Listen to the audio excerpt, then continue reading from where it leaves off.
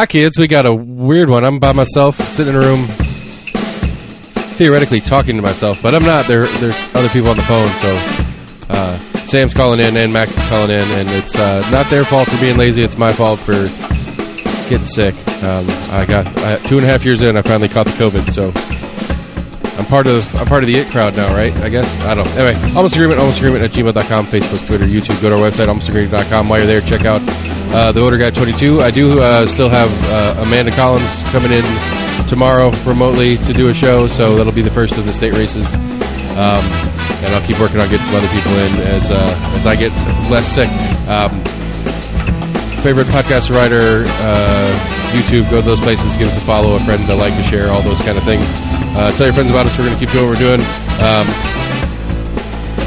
I don't know. We got some interesting stuff that's been happening in the last couple of days, so I'm sure we'll talk about that, among other things. So, intro time.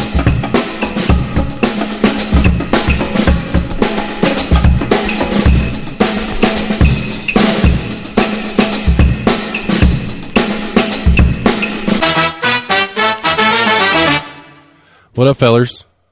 Hey. So it's official. You got the COVID. Yeah, I've got. I mean, at least according to the Joe Biden test kits that he sent me a while back. And it's good enough for my boss for me to take the rest of the week off. So. Oh yeah. So win's a win. I guess. Is it sick pay? Do you get your sick pay? Yeah, I was doing he was. I don't know what the deal is because some of the policy stuff had changed. Like on and off through like there was like if you unvaccinated employees that get COVID that didn't have sick days, it could be a demerit or you could get fired essentially for having a bunch of unpaid or not having sick days to use against your COVID sickness and stuff like that. So I don't know where company policy is on the whole thing, but I went on our little HR thing and I had my birthday was still available to take off. And one floating holiday, and then I think I had 2 PTOs. Like I'll accrue 2 more before the end of the year. So, and then I'm off. We're off Monday for Labor Day, so that's a full week of extra day. Yeah, of paid. No, I'm just trying to know your job. If you were unvaccinated and you got COVID, then you were getting trouble, but if you were vaccinated and got COVID, then you were covered. Well, I know, like they gave you if you got the vaccine, you got a bonus floating holiday added to your whatever. But if you got COVID and not the and didn't get the vaccine, like it would like I don't remember like they had some special stuff for a while for COVID days off or something like that. And they rescinded that if you chose not to get vaccinated. Which I don't know if it's changed or not. I don't pay that much attention when HR sends emails out. I check my emails for that company email like once a month. Because usually all it is like this product's back in stock or this product's been ordered and it'll be shipped and should arrive by this date so you can sell it. And it's like, well, I don't care about any of that. So, yeah. I don't know, either I gave it to the Compass guys or the Compass guys gave it to me. We all got it here on Friday.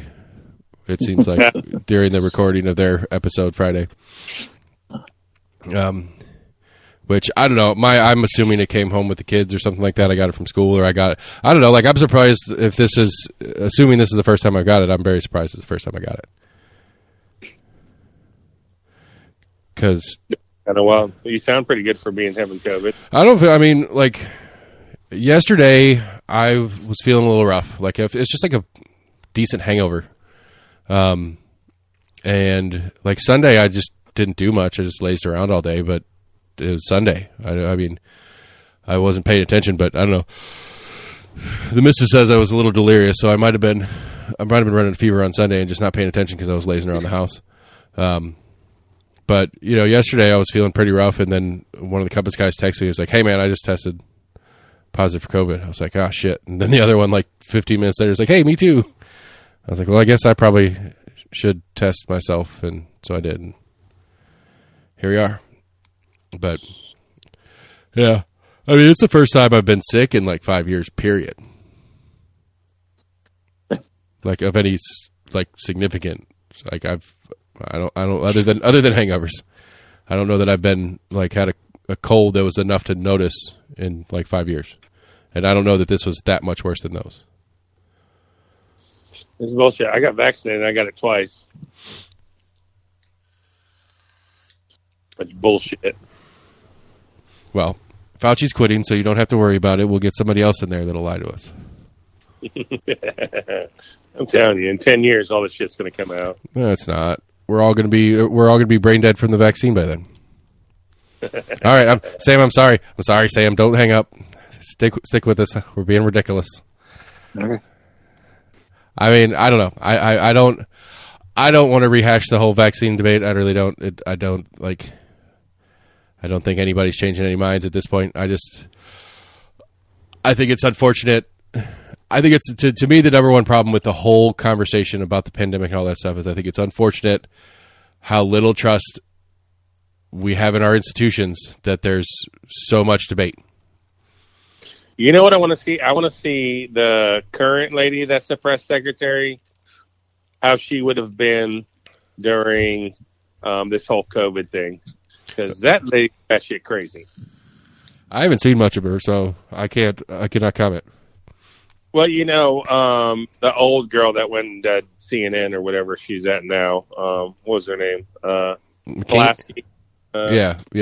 Saki, whatever. Like they would she'd ask questions and she'd be like, "Well, I'm gonna have to get back to you on that. We need to follow up. Like, I understand what you're saying, but I don't think that's the policy of the White House. But I need to check on that."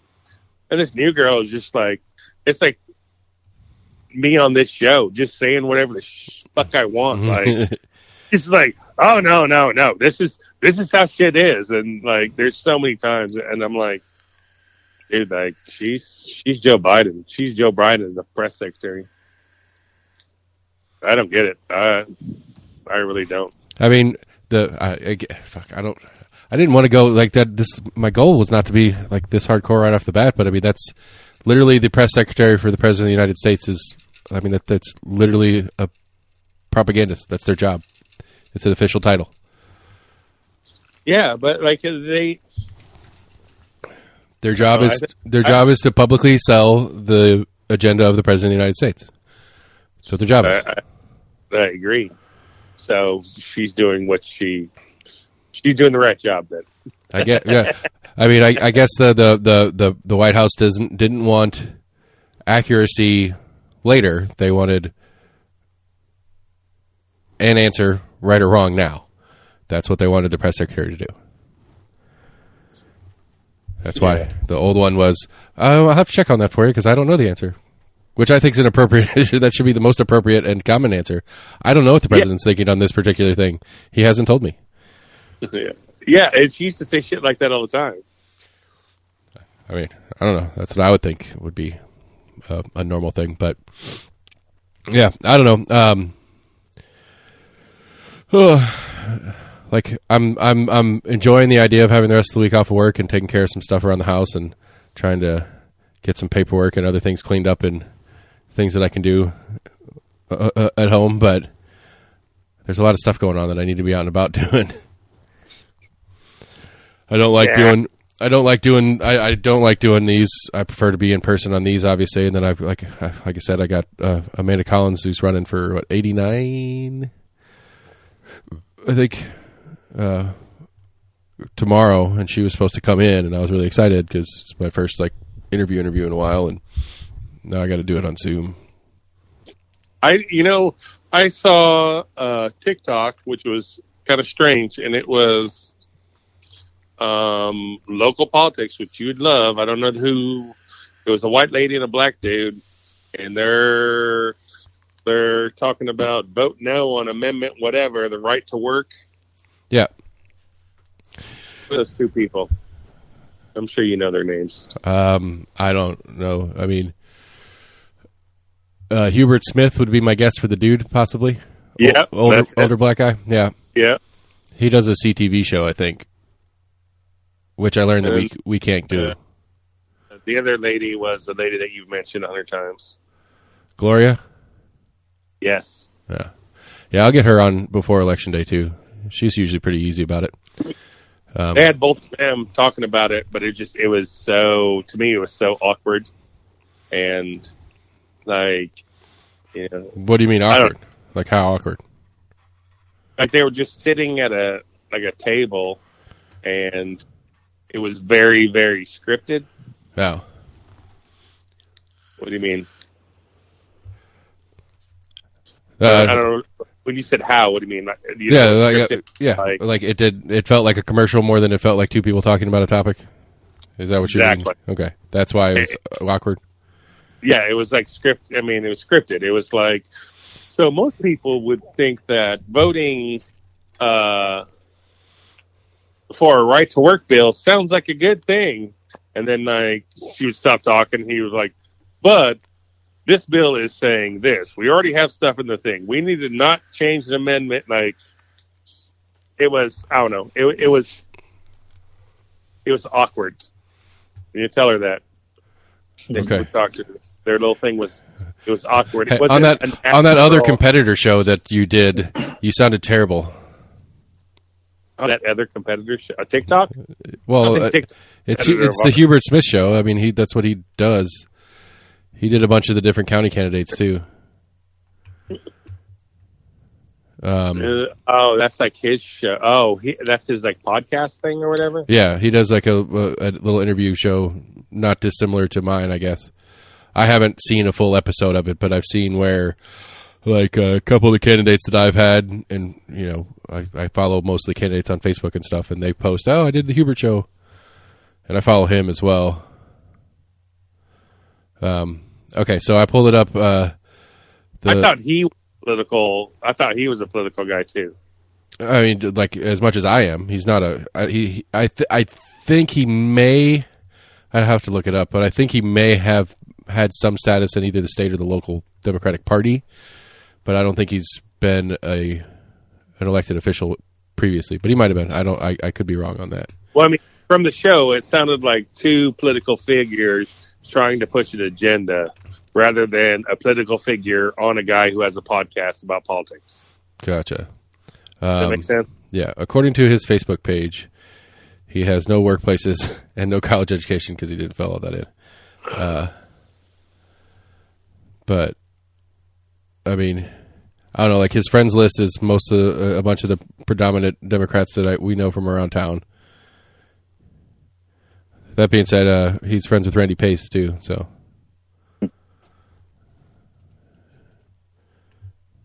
but yeah, he's mutual friends with a bunch of people.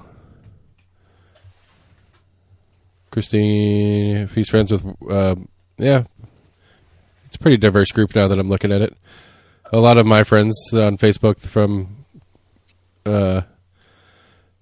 getting into politics. Garrett Holt, Lauren Ryder, Courtney Durrett, sorry. Eric Lutton. Yeah, it makes sense. Eddie Manis. So, when you said it was his show, that surprised me because to me it was two politicians sitting down talking about an amendment that they don't want. I hear what you're saying, but yeah, it's. I mean, the title of the show is One-on-One with Hubert Smith. That's like that is the show, and then it's just him and somebody talking. So it's same general premise as my show, except I'm not a 60-year-old black man. I'm a 40-year-old white guy, but I'm sure there's other differences between us than that too. But so why can't we do a CCTV show? Because this is a for-profit enterprise. Like you can't advertise I couldn't mention the website. You can't even mention a .com or whatever. Like I was trying to do it I was going to put the Compass Show on it and do an edit of it to put it into a time block, and we were going to try to get it near like commission meetings. Just as it's fair on their part because it's supposed to be a community television thing. It's not supposed to be a for-profit thing. But like my intent with the whole idea of it was to get some eyeballs on it, to get us subscribers, to get us paying customers. I mean, that was. Right. And that is not what they're there for, and I respect that, and so I just stopped. But I was kind of bummed. I was excited about trying to figure out, because the cool thing about it is, as a member of there's an annual fee, which is fairly cheap, but as a fees paying member, you can use the facilities and equipment that they have. So we could go down there to the studio and use that building and the equipment that they have, which would be nice. But I pulled up the so the Senate Joint Resolution number 648, which is Amendment 1. This is the Senate version of it. A resolution to propose an amendment to Article 11 of the Constitution of Tennessee relative to the right to work, whereas the resolution is known as the Right to Work Amendment. Whereas protecting the right of Tennesseans to join or refuse to join a labor union or employee organization is a fundamental civil right, and whereas the right to work has played a crucial role in Tennessee's thriving economy. Be it resolved by the State Senate of the 111th General Assembly of the State of Tennessee, the House of Representatives concurring, that a majority of all members of each House concurring is shown by yeas and nays entered in the Journal's new section. It is unlawful for any person, corporation, association, or this state or its political subdivisions to deny or attempt to deny employment to any person by reason of the person's membership in, affiliation with, resignation from, or refusal to join or affiliate with any labor union or employee organization. Which to me reads is that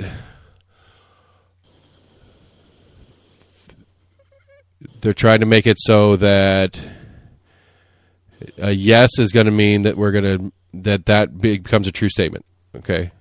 Let me read that again because I confused myself. It is unlawful for any person, corporation, association, or the state or its political subdivisions to deny or attempt to deny employment to any person by reason of the person's membership in affiliation with, resignation from, or refusal to join or affiliate with any labor union or employee organization. So yes would put that on the record. No would leave it the way it is, which is different from that. Because that sounds like you can't deny somebody working if they're part of a union. Right. Or you can't deny somebody from working if they refuse to join the union of that company. Yeah. And so Gloria Johnson wants companies to be able to do that?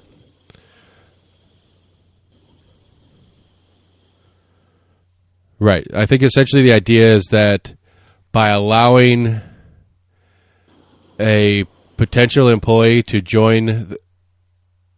gain employment without joining the union, that it's weakening the union and therefore making it weakening the strength of the union's ability to negotiate on behalf of the employees and stuff like that. Oh, so she's saying that if it's a union job, you have to join the union. That's what she... Right. And so this way, right, if this gets changed, then the right to work mean I can do the job, but I don't have to join your union. And when you have her, you need to ask her if that's what she means. Right. I need to clarify it. That's what I still haven't heard back from the Manis or Massey team. I need to follow up on that. Maybe with my free time this week, I'll do that because I really want to do a show specifically breaking down all four of these. Yeah, I heard somebody tell me that the way it is isn't too different from that. I wonder if they just added in a couple more phrases. I think as it is now, they can't deny you whether you are or aren't part of a union or do want to join it or don't want to affiliate with their religious organization or whatever. They can't deny you if they are or if you're not. Yeah. Maybe some of that falls into the church stuff where, a church preschool is denying employment of a preschool teacher because they're not of the faith of the church. And this would protect the church from being sued for it. Like if I went to a Jewish preschool and applied for a job and they're like, no, you're not Jewish. Like, well, you can't deny my work because of my religion. Maybe that changes it the other way. I don't know. I'm confusing myself as per usual. I don't know if that's what you're saying, but I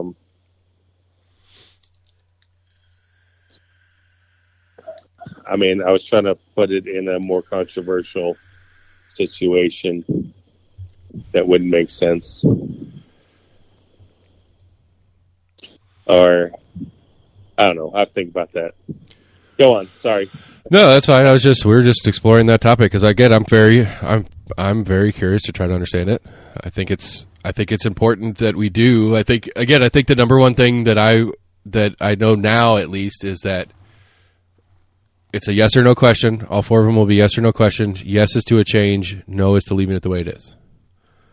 Yeah. Regardless of what the topic is, I am 87.75% confident that is a universal. And so, whether you want to take the word slavery out of the state constitution or not, yes or no. Well, okay, so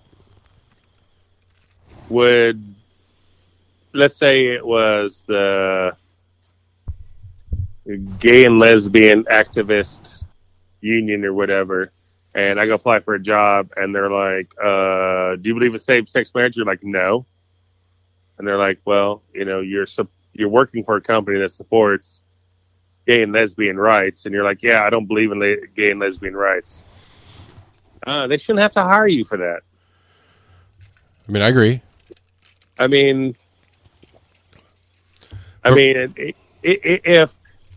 think that is because the yes question is like, oh, I should still be able to get a job at a church even if I don't believe in God. People are like, yeah, you should.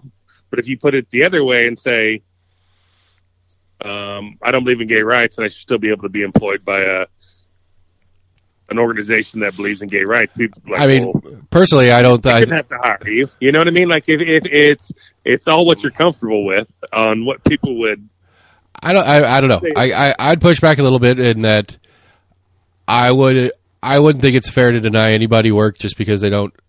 If they do the job, they do the job.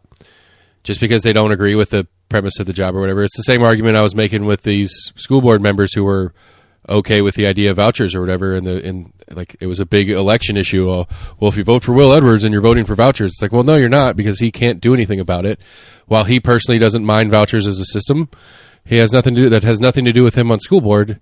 Does it say he can't do his job well on school board because he likes a thing that's not necessarily pro school board? I don't know.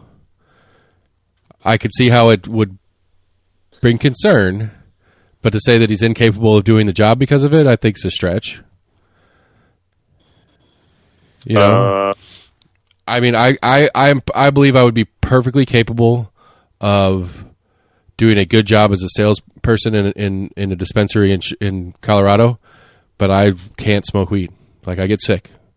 Sam can attest to that. But you're not opposed to it. Well, I mean, it'd be different of you running a steakhouse and you have somebody that is a PETA activist that wants to come work for your restaurant. Way back in the day, when I worked at the Old City Grill, the little diner building there, it's now Merchants of Beer, and on the corner there's a girl that served with us who was a vegan, and I remember asking her that. I remember like, how do you work in a restaurant serving chicken and steak and stuff? And you're a vegan. She's like, I got bills to pay. Well, that's the question. But if you are completely against the premise of how that business runs, I just don't think you'd be a good employee. I don't disagree with you in principle. I would say maybe I do disagree in principle. I don't disagree with you in logic, I suppose. But I think the principle is that as long as your personal feelings about it don't affect the work, then I don't think it should be an issue. And the question is, do you believe that they can separate that in the job? I think it also depends on the position as well. I mean, whether someone's religious or not, that they want to be an accountant at a church isn't really going to make a bit of difference. I mean, you're just crunching numbers. I mean, versus, being a director of, youth services or whatever. And, and about atheists. I mean, they're probably going to lean more towards you're not qualified for the job. No, I see what you're saying, and I agree with that. But it's like, I don't know I don't think I would hire somebody that's like, oh, I don't think marijuana should be legalized. Like, my mom was addicted to marijuana. Like, I don't think anybody should be smoking marijuana. I'm not going to be like, okay, this is a person I need to hire because I'm selling stuff like that. Right. And the server at the meat house or whatever, if they're just constantly pushing people away from steak, like, no, you just need to get a salad. No, eat some soup. Yeah. No. Our steaks are awful. Our steaks are horrible. Chicken's even worse. Right. See, no, I agree that's a problem, that person should be relieved of their employment. But if you could sit there and be like, well, I personally don't eat chicken or whatever, but it's like, I mean, it's the same way I sell stuff that I don't use. It's like our customers really like it. I don't particularly care for it. Yeah. Yeah. But what I'm saying is, like, I don't have a problem with that. A company would, I think, discriminate against somebody that doesn't have the same philosophies as you. Right. And I don't know that veganism is a protected class, at least not yet. Yeah, for sure.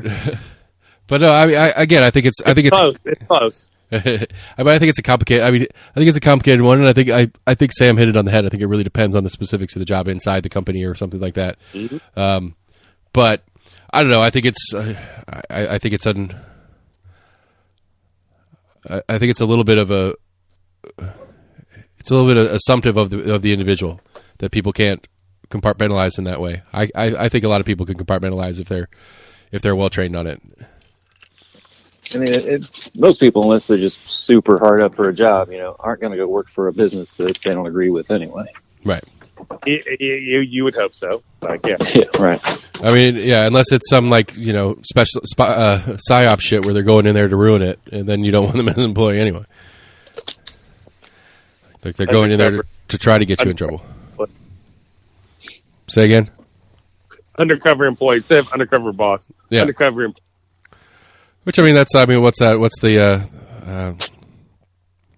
what was that, Chicago, the book about the Chicago packing houses? Big deal, animal. Yeah, The Jungle. Yeah, The Jungle. That's what he did, right? He went undercover he was a writer that went undercover as a meat packer in Chicago and wrote about how awful it was. I don't know if he had done it and then wrote a book, or if it was vice versa. Yeah. I mean, it's not Upton Sinclair. Yeah. So it's not an uncommon practice, at least among journalisms and that right. Style activist. Which, right. I mean, if there's, like, in this case, at least, there's something, morally reprehensible going on that deserves the exposure, as opposed to a restaurant selling, fried chicken. But I guess it depends how hardcore you are about your veganism.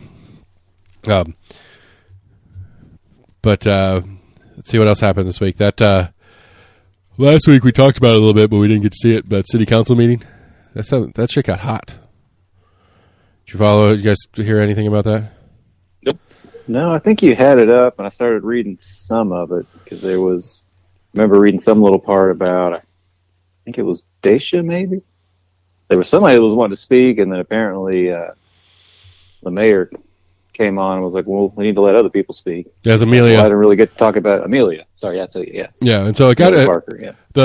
My understanding of it, talking to a bunch of different people, and it's interesting because different people on different sides of the opinion have different opinions on who was wrong in the situation.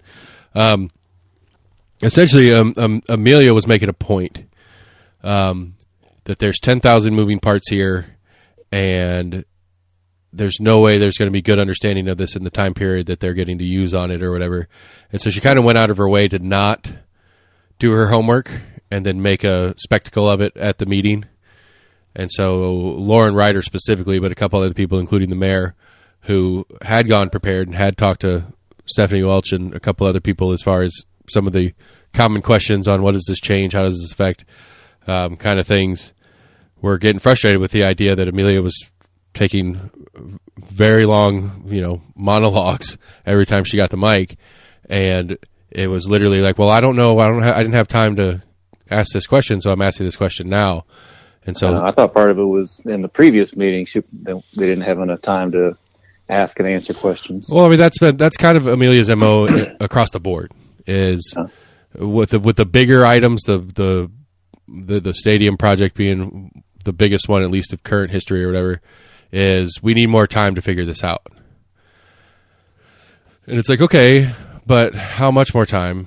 And how much time does it need to be? Do we need to sit here and hash this out as a group? Or is this stuff that you can hash out, figure out your answers, and then we can work out, the compromise or whatever the job is that we're supposed to be doing on the topic? And so it was, I don't know. I mean, eventually it went through as expected anyway. So, It sounds to me like Amelia doesn't want to do any fucking.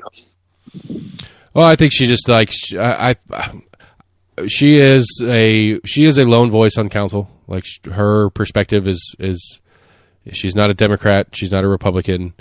It doesn't sound like she's anything.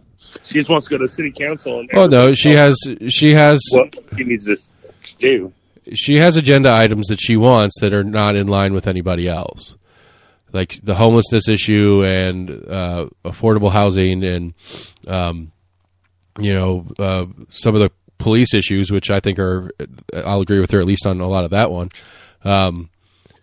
That aren't getting police issues, KPDs, like the Anthony Thompson Jr. and all the different KPD issues of late. That those are the topics that she wants to spend time on, and she wants to have resources dedicated to putting effort into doing something about, not resources dedicated to this baseball thing.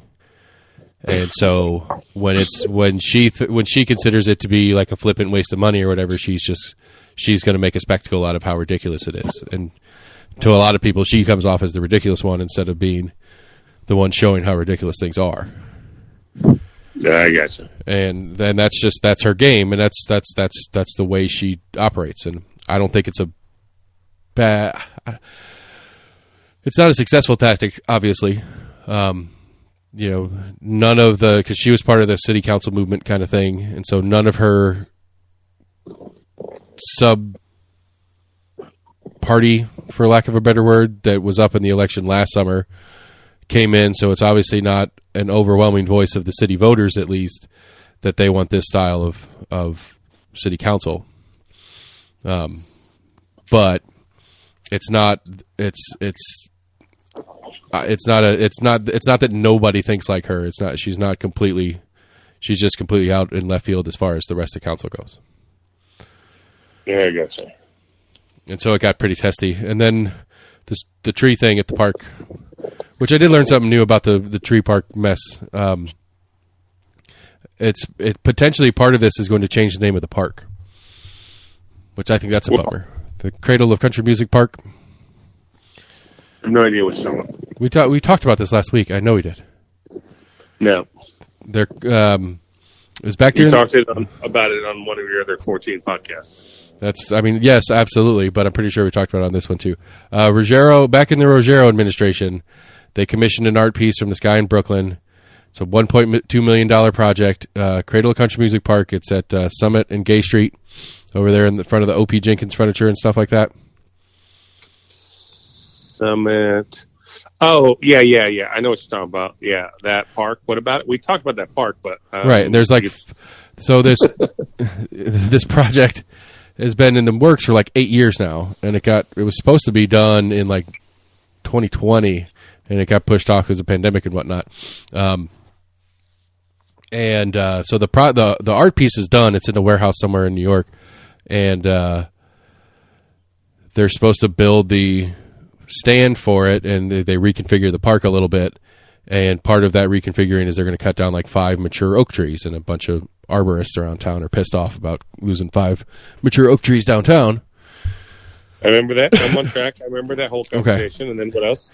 And well, the new little snippet is that apparently when they were feeling like they had to put out their notice for bids for artists to put their thing in or whatever, at least in the notice, they said that it's not necessarily going to stay Cradle of Country Music Park. And so what they're saying is that your art piece does not necessarily have to fit a theme that would go with Cradle of Country Music. And so the whole point of the park is that it's commemorating some of the history that Knoxville has in the birth of country music and blah, blah, blah, blah. And so it's like, okay, well, cool public art piece, but we're also going to dump like a little history bit of Knoxville. That's kind of lame. So I don't know what's happening with the naming part, but that was a new interesting wrinkle that was added. So what is the... we might change the name.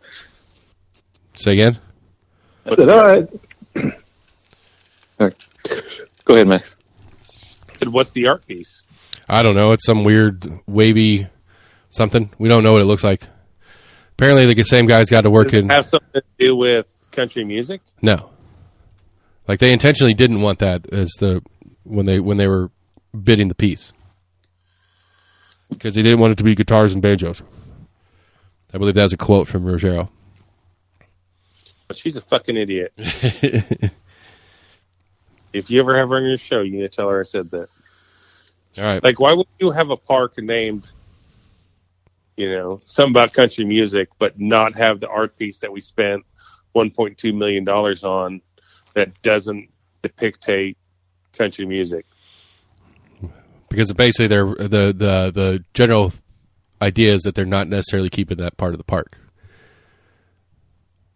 Like the country music history was not going to stay necessarily as part of the park as the transition goes into this new piece.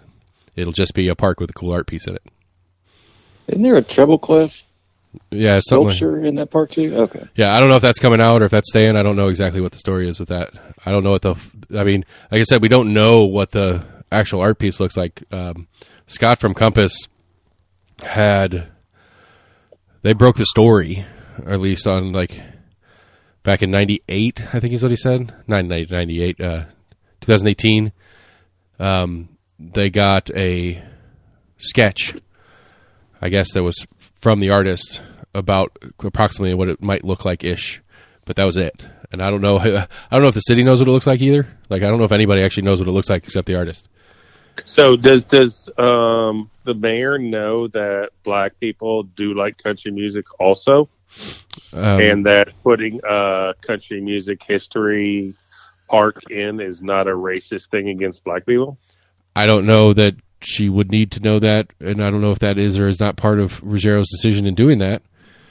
Well, I don't know if it's country music park and we're commissioning a fucking art piece for country music history park, then shouldn't the fucking piece be for country music history park? I would think so. I'm not. And I mean, thinking that should be. I would. To be fair, I don't think that it would necessarily need to be. I don't know what this thing's going to look like. It may not matter. It could still be country music park, and have a thing that's not a giant banjo be the art piece. Like there could be plenty of different art pieces that aren't super genre specific, but aren't so avant-garde or whatever that it's weird. Like it could just be there and be part of the park and still be country music park. I don't think, you know what I mean? It doesn't have to be country music themed to still be in the park. Well, I would hope so. Why? Okay, let's backtrack. Why the fuck did you spend that much money on a stupid art piece for a park? Like, she could come up with... That's another... I mean, that's a broader general conversation. I mean, and I think that was part of the point, too, though. Actually, now that you say that, that does bring up a note in one of the chats I saw about it, is that was one of the parts of the idea of it, too, is that they wanted to have like a signature, something that says, this is a Knoxville thing, this isn't... You're not going to see this in other places, and you can go to Austin or Nashville and go to some park that's got a giant acoustic guitar or something like that. And that's why they didn't want it to be specifically country themed. So they wanted it to be a one of a kind, here, only here. Nothing like this exists anywhere else. I mean, you know, it's I'm going on a guess, but I would say that I could build the World Sphere for $1.2 million. I mean, we've got the damn Rubik's Cube from the World's Fair sitting in storage somewhere. Well, no, the Rubik's Cube is in the convention center, where when you walk in on the left. Oh, is it out on display again? Okay. Yeah. I remember what I'm saying. Like, I bet this $1.2 million thing is not a $1.2 million thing. It cost the fucking hippie in New York. You know. Well, we only paid that person $600,000. The other $600,000 is to set the park up to hold it and install. Okay, well, we paid $600,000. It probably cost him $30,000 to make it. Yeah, buddy. How do you value art? Art. Well, I can value it very easily. Maybe a lot of other people can't, but I can. Oh, okay. Well, I'm glad you have that skill. Yes, but like the Mona Lisa, it's worth about $50. That's the value of it. That's the value of it? Yes. It's a stupid painting. Somebody already threw ice cream on the outside of it. It's ruined. No, like I mean, when it comes to art, like I watch this guy on YouTube or TikTok or one of those like paint this like super realistic painting. It was, I don't know, 6 feet tall, 5 feet wide, and it was like this woman's face, and it was absolutely fucking gorgeous. And I'm like, yeah, that painting's probably only not worth anything. But then you have some stupid guy that draws like 3 lines on a piece of paper and then spits on it, and they're like, oh, that's $10 million. Like, I don't fucking understand art. Yes, I acknowledge the premise. I don't understand how art is valued in the way it is. I don't, because there are people that create beautiful landscape and like the Smoky Mountains and the smoke coming off of it, and like you're like, oh, that's a awesome picture. It looks so real, and you did that with, charcoal or whatever the fuck, and then some guy just, throws paint on the canvas, hangs it on the wall, and they're like $10 million. I'm like, I don't. Right, it's like when is it what to do with people? What, am I missing something here? Right, like when a band does a really bad cover of a really great song, and people still like it and stream it and pay them millions of dollars to do a bad cover. Well, yeah, but it was still good. Right, because the original was good. Yeah, not because the song, not because the cover was good.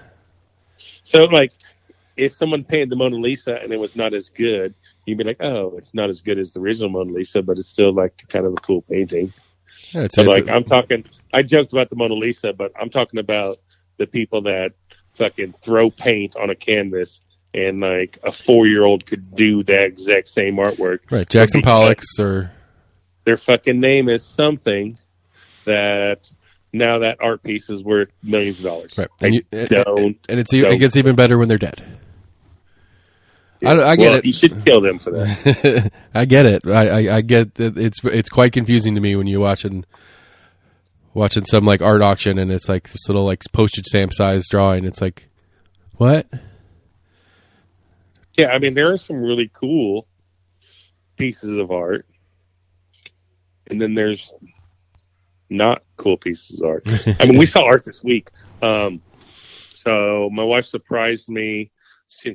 I guess she surprised me. It's a surprise. So she told me she was taking me on a weekend trip. Wouldn't tell me where we were going. So Friday, we left Knoxville. Got in the car, packed a bag, and we drove. I had no idea. She had her earbuds in her ears, so I couldn't hear the directions on where we were going. We ended up in Louisville.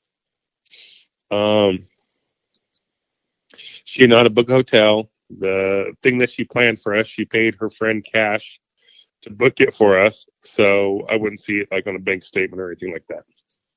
And then we get to Louisville, and she's like, I couldn't really book a hotel room, so you need to find us a hotel room here. So I went online and got us a hotel room. And then Friday we went to like a little bar in Louisville and stuff. And then Saturday we got up and we went to like the Louisville Slugger manufacturing place. Got like a baseball bat named with my name on it and stuff like that. And then at 2:30 is when our appointment thing is. We went to Angel Envy Distiller, and I got to bottle my own bottle of alcohol. Like, go in the thing, put your label on, name the bottle, all that kind of stuff. Cool as shit. So anyway, it was a cool thing. So then we're coming back Sunday, and I was like, hey, let's stop by Barnestown and go have lunch at Talbot's, which is the world's oldest bourbon bar. Cool little old bar. So we went and had lunch there, and she likes the old buildings. We're looking around, and they tell us that there's a hotel upstairs, and I didn't know there's a hotel. And they're like, oh, you can go look in the Jesse James rooms. It's open right now. And she tells us that so Jesse James stayed in that room. There was a story about him waking up in the middle of the night and thought there was birds in his room, so started shooting his gun. So there's holes in the wall from where he was shooting his gun. But so we were talking like 1700s or whatever, 1800s when Jesse James is there. But this hotel has been around bar from 17 something. Well, in 1995, they had a fire there, and not enough fire to like burn down the place, but in the Jesse James room, it burned the wallpaper in the room. So they were pulling down the old wallpaper in the room, and they found out that room had paintings underneath the wallpaper all around the room. Didn't know what the paintings were. They had some art people come in, and back in the 1700s, the King of France was, I don't know his name, Louis something or whatever. He was kicked out of France and came to America, helped George Washington against the British and all that kind of stuff. And he said he's going to take him and his boys west. And George Washington said, you need to go to Barnestown because that is the edge of the West currently. So they went to Barnestown, stayed at the Talbot Hotel for a while. And his son, who was a famous painter, painted on the walls inside that room. And then somebody, probably the maid, came in and was like, oh, shit, they're going to be pissed off, and put wallpaper over it. So for like 200 years, these walls have been covered and no one knows about these paintings. So they took it down and like they put plastic over it. So you can go in there and see it. And the paintings it's neat that it's like a uncovered paintings from the 1700s and stuff, but it's not super, super awesome. You know what I mean? Like it's a cool story, but the paintings are not great. Well, like one day, somebody will, we'll move out of the original store, and somebody will move in there, and 15 tenants later, they'll take some wall covering down, and there'll be some wonderful zombie art still stuck to the walls. And they'll be like, "This is interesting." Yeah, and will it be like, 200 years from now, pull that zombie art down and be like, "Oh, this was Mermaid Cordelia artwork." This is fabulous. We need to make a shrine of it. I mean, I would still, even though it's, I think the story is cool, and it's like they found a painting from a 1700 artist that they didn't know till 1995 existed. I think that's cool, but like, would they have preserved it if they didn't know whose art it was? Like if there was no way, right? If it was just random graffiti, would they just yeah? Would they have preserved it if they couldn't trace it to the son of the King of France? Like, would they have preserved it, or would they have been like, oh, this is kind of crazy that there's been art underneath this wallpaper from the 1700s? I mean, I think either way, if it's that old, at that point you keep it, and then it's a bonus that there's more to the story than it's just, oh, we found this and it's hundreds of years old. Yeah, I mean, it's neat. I mean, I like the story. I mean, don't get me wrong, but I just wonder if it wasn't the King of France, whatever, Prince of France or whatever that painted it, would it? Right. Would they have done the same? I think the summary of the theory is that art is super subjective, and that's why it's called art and not science. Well, it's not super subjective. Yeah. That's the thing. That's the problem I have with it. It's not super subjective. It's if you are part of the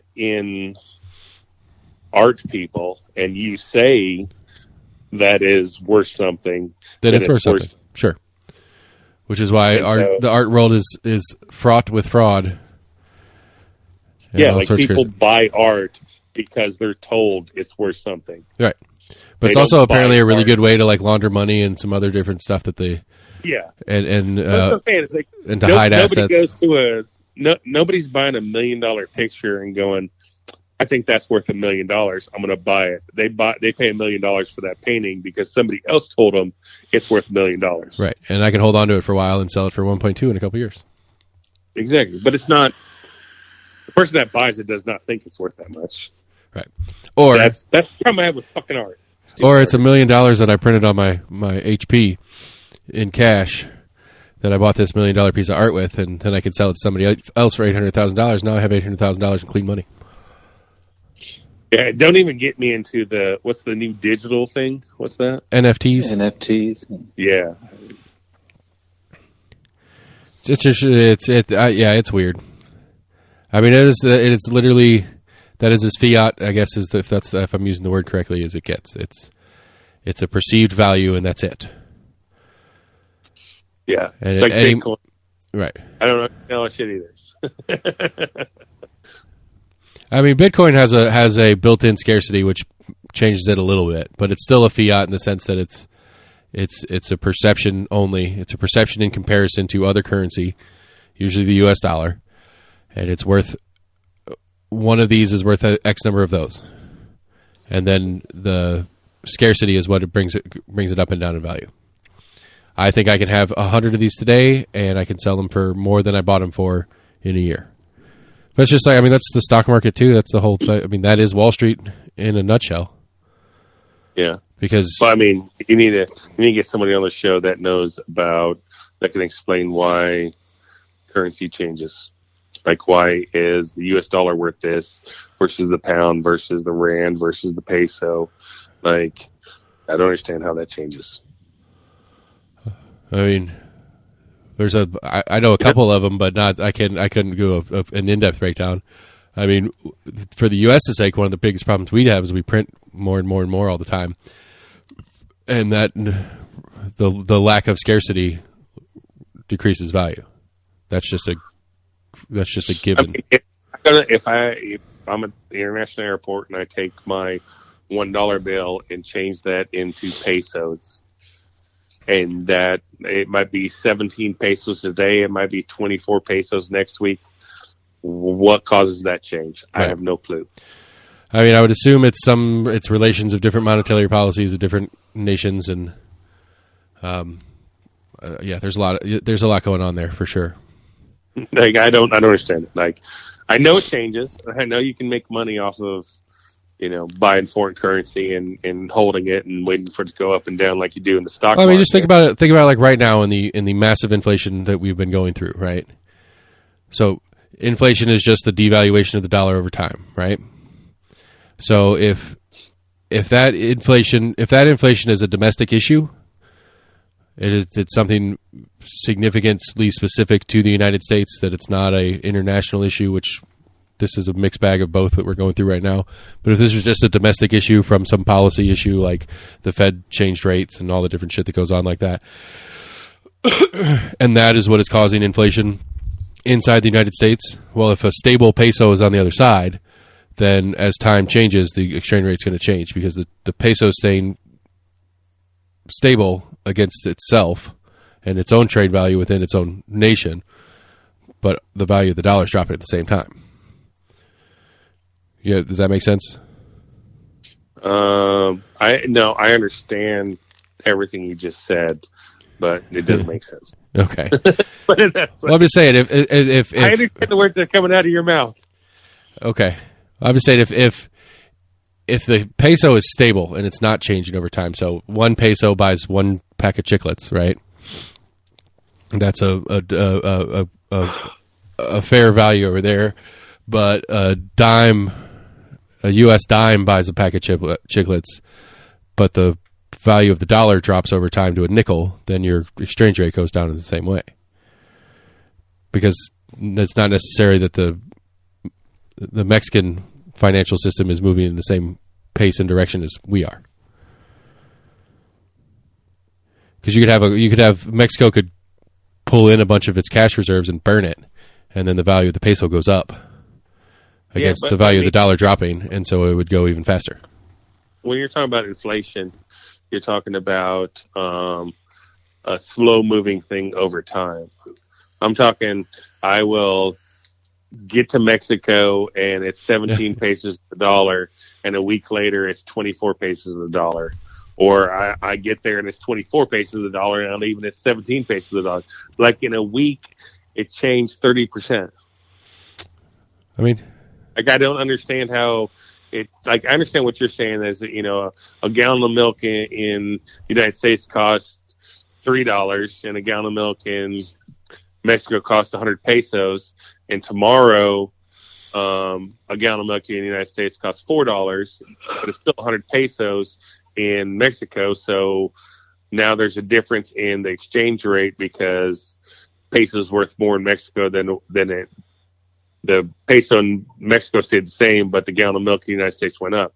Like I understand, like I get that, but right. But how quickly and sporadically, right? So quick. Yeah, monetary policy is complicated. We need a Neil deGrasse Tyson. Is that his name? Am I saying his name right? Yeah. What does astrophysics have? Well, I mean, it's about as complicated, I guess. No, well, like him, when he explains his shit, he is like probably the world's greatest person explaining it for the stupid person. Yeah. Well, I have what's his, when he talks, you're like, oh, it makes sense. I understand everything you're saying. So he has Star Talk with who's his co-host? Sam.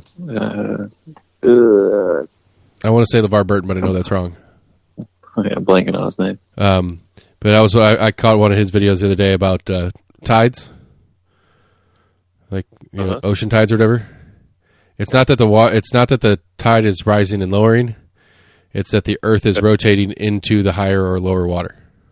That's correct. The water stays still. Yes, we just rotate in and out of the high spots. I was like, that makes total sense. Like, I mean, yeah, duh. But it's just. You think of it relative to you standing there on the beach, and the water's coming up, not I'm going into higher water. Yeah, it's an oval kind of effect. Yeah. No, but like he explains that shit great. You're like, oh, I understand that. Yeah. Why can we not have somebody that's smart that could explain the electoral college, like politics or finances or, all the other shit. Yeah, there's a few here and there, but you have to find them, and you have to be. I think the thing that he does better than anybody is you don't necessarily like. He is like the Top Gear guys, the original Top Gear guys to me. Like it's not the cars are just happenstance. You just like watching them. And Neil deGrasse Tyson, I just like watching him. And it's not that I'm super interested in the topic that he's talking about, but the way he presents it makes it interesting, which is the same thing with the Top Gear guys for me. It's like, I'm not a huge car person. I like cars, but I'm not a huge car person. But the way they present their show is really fun and engaging, and I like watching it. I would watch them do a nature documentary. I don't care. If they did an economics show, I would take that and learn from it. And I think that's what Neil deGrasse Tyson does best. It's not that people are interested in the topic; it's that he makes the topic interesting. But economics, who cares? It's just your money. It's not important. No, you don't need to know about that stuff. Okay, so the student loan thing went through, right? What? Yeah. I'm still trying to figure out how to cash in, but the student loan forgiveness. I don't know what you're talking about. The $10,000, $20,000 if it's a Pell Grant. Mr. Biden is giving away. They're buying votes. I'll say it. I'm not disagreeing with it, and I'm not going to not take the money. But the Democrats are trying to save their midterm options here, and so Mr. Biden finally came through with his student debt relief program that he promised. So what is it? $125K in income or less. You get a $10,000 reduction in your student loans. For me, that'll pay us off and I actually can go get a refund since I think March. I can go back to March and get a refund for what we've paid since March.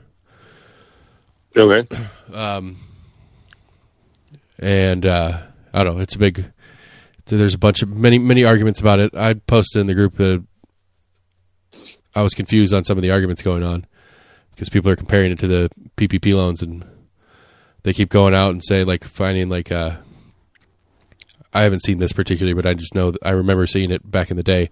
Manis took a PPP loan for Prestige Cleaners or whatever, and so he was complaining about government spending or something like that, and somebody brought up, well, you took your PPP loan and got your money back or whatever. It's like, okay, but so a bunch of people have been doing that on anybody that's opposed to this. That's saying, somebody put a list out of all the Republicans that voted against or have spoken out against this, student loan assistance thing, and somebody generate a list of who took their PPP loan and got forgiven for the loan that they owed, right? It's like, there's two different things going on here. That was my complaint in the argument. It's like, I don't know that the PPP loan was to keep people working, right? It wasn't for the business, and it was given in order to. It was given stating that it would be forgiven if you did XYZ, being kept your staff on, kept paying people to work, whether they worked or not. And if you did these things, it would be forgiven. Now, on the inflationary money spending, giving away money from the government thing, I agree that that's a problem. But it's not a fair comparison in that sense to me either. No, the forgiving people loans is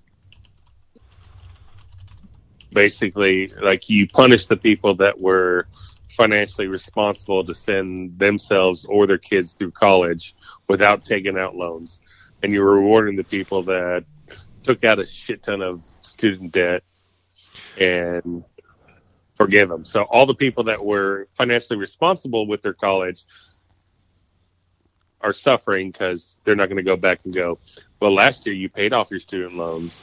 And I we're mean, going to go. I don't know that that's.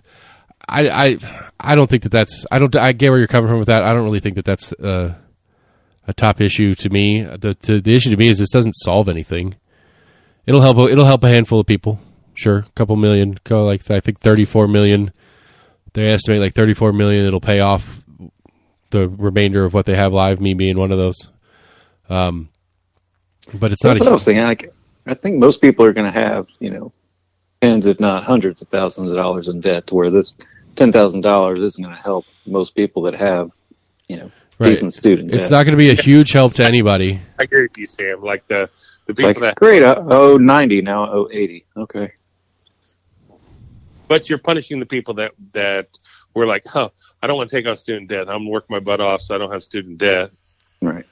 Versus the person that just been like, I don't want to work when I'm going through college, so I'm just going to take student debt off, and I'll pay it off in 25 years. Right. And people that just paid the bare minimum monthly payments don't realize that interest is still accruing. You got to pay down that principal. That's my sister-in-law. I guess she'll get some of her paid off. But like one of my sister-in-laws, she's working a program through the school and education department. If she is a teacher for 25 years, that the school system will pay off her student loans, kind of thing. Right. Like, it's a thing in the school system to pay off her student loans. And I was talking to her, and she is 20 years in. She got to do 5 more years to be forgiven on these loans or whatever kind of thing. And so she's just been making the minimum payments on her student loans for it. And it is only, I think she said she had like $80,000 in student loans. And she originally borrowed like $110,000 in student loans. After 20 years, she's only paid it down. Right, that's one of the weird things that they added to this thing, too, is that part of this, it's going to max at 5% of income for future, like all future loan payments. They can't require more than 5% of your income. Yeah, so, but like, I'm just thinking, like, what kind of interest is on this loan that you've been paying it down for 20 years and only paid off 20% of it? Well, it may not be that much interest. It may just be that. That a fucking thing? Well, I missed the beginning. Was she paying a significant amount monthly? No, she was just making the minimum payments, but she's been making the minimum payments for 20 years, and off a $100,000 loan, she's still at 80. Like I was like, what? What do you mean? She's like, well, it's okay if I work another 5 years. There's the loan forgiveness program, and I'm gonna get paid off. And I'm like, but you've still been paying this for 20 years. I don't know what the amount is, but like, right. Well, the minimum prior to now was 10% of current income. So whatever she was making at her job, I'm sorry, the maximum amount was 10%. I don't know what the minimum is. Excuse me. He's making $60,000 a year. She's only paying $6,000 a year. Over 20 years would be $120,000, but she's only actually paid $20,000 down, so she's paid $100,000 in interest. Maybe. I mean, that sounds about right. You know, yeah. I think that's great. Like, there does not need to be loan forgiveness program. There needs to be college loan changing. Right. I think that's the point I think I agree with, is that I think it's the industry, as it were, between the college loan industry and the colleges themselves in the predatory fashion. This doesn't fix them from doing their predatory loan practices. You know, and then add on top of that the culture of you have to go to college if you're going to be anything in your life. You know, you take that you take that, you know, because I remember that for high school for me is like, you go to college. It's not a question. You're going to college. And it's like, oh, okay, I guess I'm going to college. I luckily didn't have to take it dead on to do it, but you know, that was the culture. And so you take that culture and then you throw a ridiculous loan that a kid that's 16, 17 years old doesn't understand on top of it. And then the cost of college inflates because you now have this mass amount of kids that are now financially qualified to go to college that weren't before. And so, you know, 4-year degree went from what, $10,000-$15,000 to like $80 or $100. No idea. You know, I mean, they went up there. It inflated massively. I want to say I heard like 2,000% over like 10 or 15 year period. The cost of a year of college or whatever. Right. But, you know, so you add all that stuff up together and then all of a sudden we're in this situation. And then this is just, I mean, I don't know, this is like just throwing a couple of flakes in the fishbowl. You know, it's like, it's not going to do anything. Kid that's a kid that's a freshman this year, that this is his first week of college at UT. This doesn't help him at all. No, and then people are like, just vote Democrat, take all the student loans you want out, because they're gonna give you, you know, forgiveness anyway. Yeah, I mean, I don't know. Yeah, maybe. Yeah, well, yes, but either way, I mean, it's like, you know, and you get a degree in what, and go and do what with the work. I mean, I don't mind the idea of people lending to kids to go to college. I think that should be encouraged, but I also think, like any other loan, you should go, what are you going to do with this money? Oh, you wanted to get a degree in what? No. Even if you get a job in that field, you're never going to be able to pay us back. We're not loaning you this money. I think that would be an appropriate thought process to it. But it's like, no, I want to go to college. Okay, here's a check.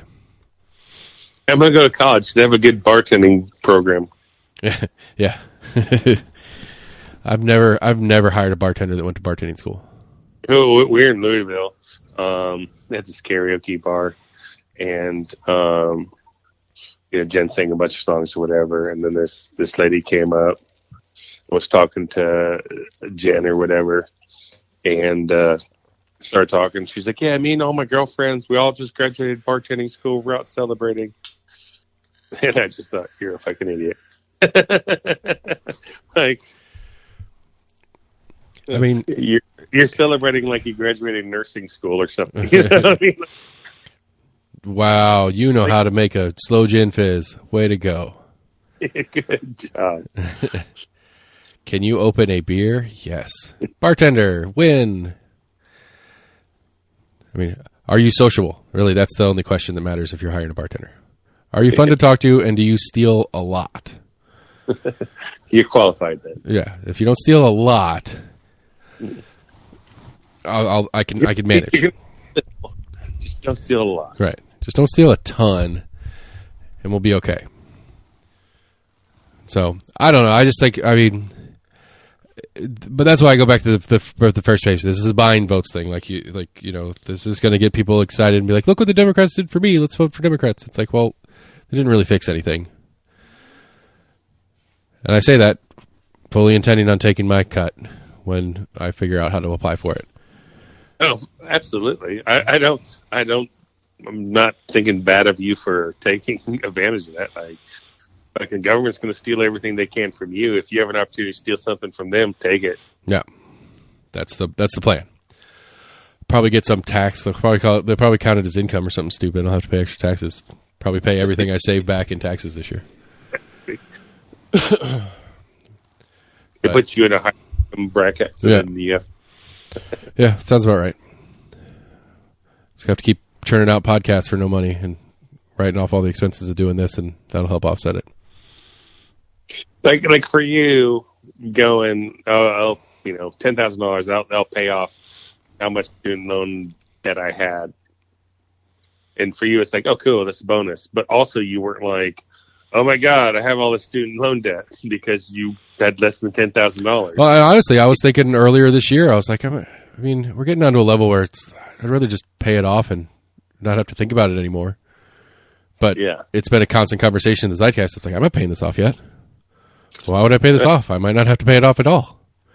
Now, that being said, if I understand it correctly, if I'd paid it off after a certain date, I would have gotten my money back because it's going to go back to, I think, March is what they said. And so if I paid it off in March, I would get my money back. But March with the debt, it's not doing much for them. Right. No, if it's low enough to make a difference, it really didn't make a difference. Yeah. So. I would think that if you're, I guess the Pell Grant, because the Pell Grants are specifically, because the Pell Grant gets $20,000 off, and those are specifically targeted lower income students moving forward. When I was in college, I had a Pell Grant, and it was a grant. I didn't take a loan. It was money given to me. So I don't understand what you're saying. That I don't know. That's just that's how it's listed. It said 10,000. That too. 10,000 if it's federal student loans, and 20 if you have Pell Grants.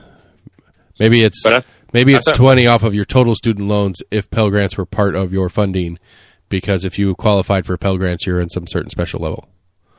Right, and if you were getting Pell Grants and you took out a loan as well. Okay, that would make more sense. Okay. Like you had $10,000 Pell Grants, but you took out $40,000 in loans. Then obviously the Pell Grants is automatically forgiven because it's a grant, it's not a loan. But if you that makes sense. And if you qualified for those Pell Grants, that means at the time you were in a special bracket of things. Yes, meaning, regardless of whether you went and got that degree and are using it and getting paid well, as long as you're not getting paid more than $125 or $250 for a household, you're good. But yeah, I don't know. I mean, again, at the same, I think the same day that this announcement came out, we sent another $3 billion to Ukraine. So it's apparently not like we don't have the money as a nation to spend on it. So that's a good question. What in the last, 2 months, I have no idea what's even going on in Ukraine. I know Gorbachev died, but I didn't know that part. Some lady's daughter or some dude's daughter got assassinated in a car bomb in Moscow. That was pretty intense. Are they still warring? I mean, is Russia taking over Ukraine yet, or is it? Oh yeah. Their Ukrainian Independence Day was like last week before last, and Russia, as a big old fuck you to your Independence Day, launched a pretty significant set of strikes or something on Ukrainian Independence Day. Have they taken over the capital? Like, what's taking Russia? I don't understand what's taking Russia so long. If they're such a big bad country, why have they not taken over Ukraine yet? I am kind of confused on that one too. Like I don't understand that either. If they have the strength to do, if their military is as good as we're told it is, at least on the general part of the conversation, why haven't they taken over Ukraine and are just continuing to deal with little guerrilla battles of what would be now called insurgents or whatever? Why has it gone longer than 2 weeks? Yeah, I don't know. That's a good question. Why did it take us 20 years to leave Afghanistan? Why did it take us, I don't know, however long to get it out of Iraq? Yeah, but that's my point. Is it didn't take us long to take over Iraq and Afghanistan. Right. We just never really controlled it. Yes. Yeah. I don't know. all over the thing. Like, how's Russia not? I don't keep up. I need to watch like CNN more or something. Some shit. I guess because of the billions of dollars in aid. I did hear that stat. The next highest spender in military aid to Ukraine is the UK at like, I think it was $4.5 billion that they've spent since the beginning of the war, or whatever we're calling this thing. Yeah, how much have we spent? To date, like $34 billion, something like that. Yeah, that can be used for payback student loans or anything. Right. Like all of them everywhere, and the next 5 generations of kids schooling. Yeah, that's what they needed. That's what the Republicans need to go out. Be like, we didn't want to give money to Ukraine. We wanted to use that $34 billion to pay back student debt. But right. The Democrats said no. Ukraine. Democrats insisted that we do this shit over here in Ukraine, and we don't have the money now to spend on this other thing. I mean, not that I agree in the principle of what we're talking about, but in the core idea of let's not spend money we don't have. Okay, like I could, if that was a real argument ever in federal budgeting conversation, I'd be really excited to hear that as a normal thing. Republicans use that every once in a while. Everybody calls bullshit because if they want to spend money, they spend money. Yeah, they all spend money. They're all fucking crazy. There is no bottom line. We can't spend any more money this year, ever. Oh, we'll shut down the government. Oh no, we can't go to a federal park for a day. Yeah, and who pays the price on that? The fucking guy working the ticket booth at fucking the federal park. Yeah, you know. Yeah, Nancy Pelosi's check's clear. Yeah, she's fucking. Jeez. I heard her husband got sentenced. Yeah, we talked about that last week, too. Yeah. Is that we talked about that last week? Yeah, right at the end of the show, Sam brought it up. Yeah, he had to do like so many days. Had to do a week or whatever. Yeah. Here in Tennessee, all the teachers are mad about their books. Their classroom libraries have to be cataloged with this new system. Which, I don't know. I go back and forth on how I feel about it. Like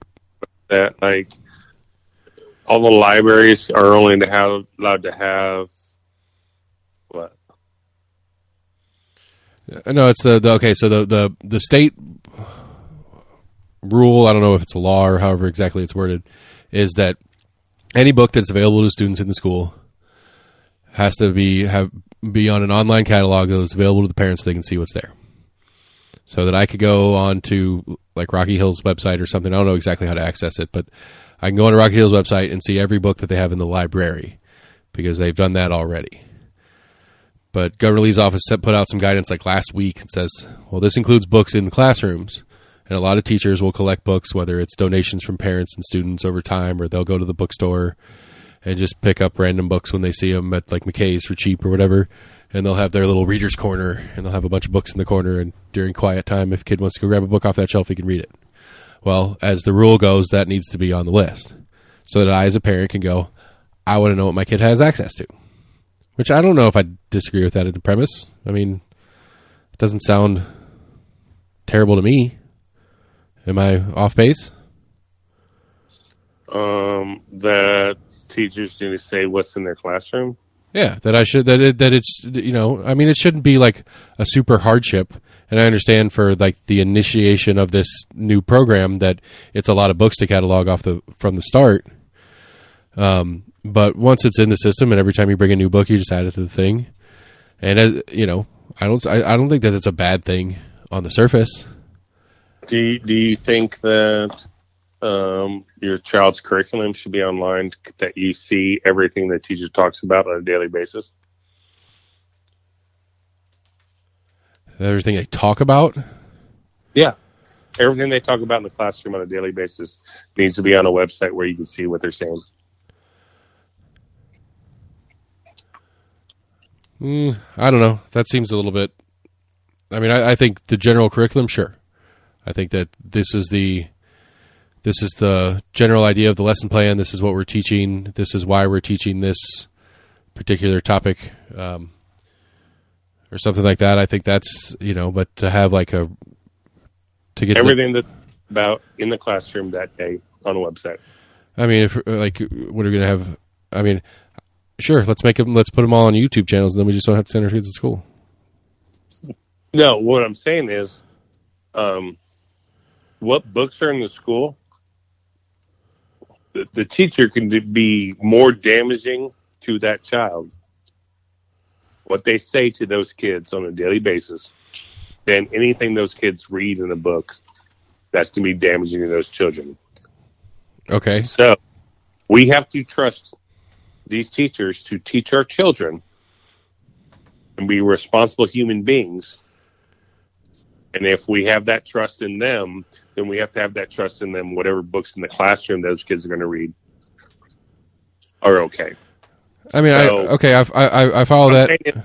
We catalog every fucking book they have, so we want to protect our child, but then we're okay with whatever our teacher talks to these kids about on a daily basis. So you don't trust them to put a book in the room, but you trust them with teaching your children and talking to your children and expressing their personal feelings or whatever to these children. You know, that could be more damage than not. So I don't disagree with that, but it's also like oversight is one of those things that we have in a lot of places, and a lot of people find it quite appropriate that we have different groups that are oversight on other things. I know one of Sam's favorites, like EPA, and oversight on environmental issues and companies wasting or, you know, destroying the planet with their waste products or whatever and stuff like that. And we deem it appropriate that we have oversight on this thing and that thing and this thing, but we have to trust teachers, but we don't have to trust the business. We have oversight on the business. We don't have oversight on the teachers. Mm-hmm. Does that not seem a little bit inconsistent? Well, then you put everything they talk about to the kids. Okay. I mean, if that's the extreme you want to go at it with it, I get what you're saying. I just think it's a little bit off of where I was starting, but I don't know. I think there is a lot of trust that has to be placed in an education system, and I think it's that goes back to the beginning of the conversation, is that we as a nation have lost a lot of trust in our institutions.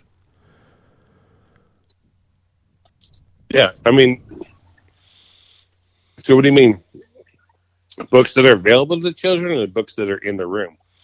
I mean, if they're in the room, they're available to the children by the definition. So if the teacher has a Bible in their purse, they have to disclose that they have a Bible. I mean, I guess, I don't know. I don't know if it's that specific, but I would, either way. Or Quran. Sure. Or the Necronomicon. Or whatever the teacher's personally reading. Satan's Anarchist Cookbook and this, what is it, the Satanic Verses? Is that the... And I don't know. I think we're just getting too fucking helicopter parent when it comes to that kind. I don't disagree. I just the inconsistency of demand for oversight in so many things, and then the audacity of oversight of our teachers coming out of the same mouths is what kind of popped out to me when I was reading that article that I mentioned in a text earlier. Yeah. Oh, these fucking liberal teachers. They want oversight, but they don't want oversight on themselves. That's what you were. Right. They want oversight on these other things. They they're the ones that want that don't like this, that, and the other, and then that somebody needs to, have oversight on this, that, and the other thing, but not us. It's an insult. It's insulting to us as teachers to think that we would do something so shameful.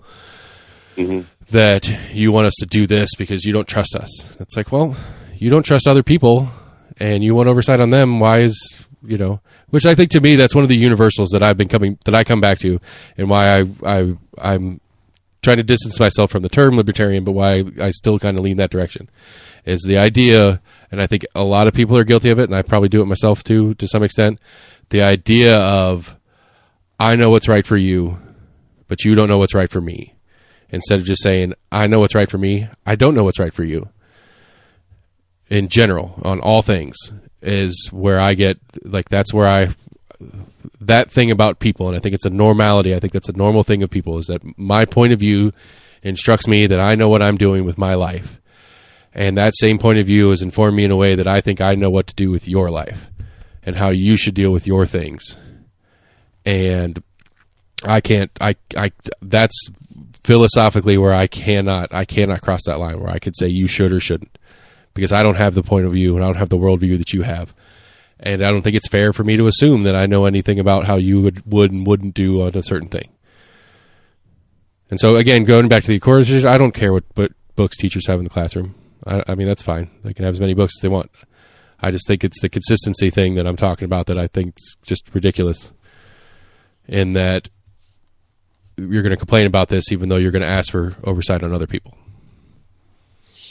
That's why I'm part of the policist party now. Please tell me more about the policist party. It's a political atheist. Okay. I don't believe in any of them. Like you can believe that those things, like the Republicans believe in this and the Democrats believe in this, and you're God and all that kind of God and all that kind of stuff. No, they don't all exist. Well, what's perfect? What is perfect? And maybe where did you find this? I made it up. Okay, so if you did this on purpose, I did. You're a genius. I made it up. I was talking about politics. Like, I'm not a fucking Republican. I'm not a Democrat. Like, I don't want any of this shit. You need to work on the title. It's a little bit atheist. I'm like an atheist towards religion. Right, but what's so perfect about it is that you're, by putting the atheist term in there, you're making fun of the faith-based politics that is left and right, which is doubly, which is like double entendre funny. So you need to work on the name a little bit. It's a little bit, it's a little bit hard to. It is. I was like, policist, Palaciist, atheist. I was like, politics and atheist. How do you put those two together? Polyatheism. No, it goes both ways with God. I like them all. Yeah.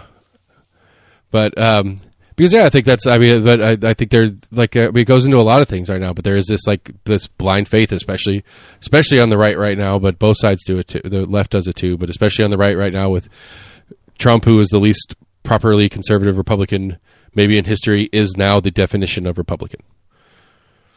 It is crazy that he is the definition of Republican. And that's absolutely. And what's funny to me is the old school Republicans pissed off about it, and it's like, this is the way it works. You guys have done this for decades. The party moves, and you're not moving with it. So either you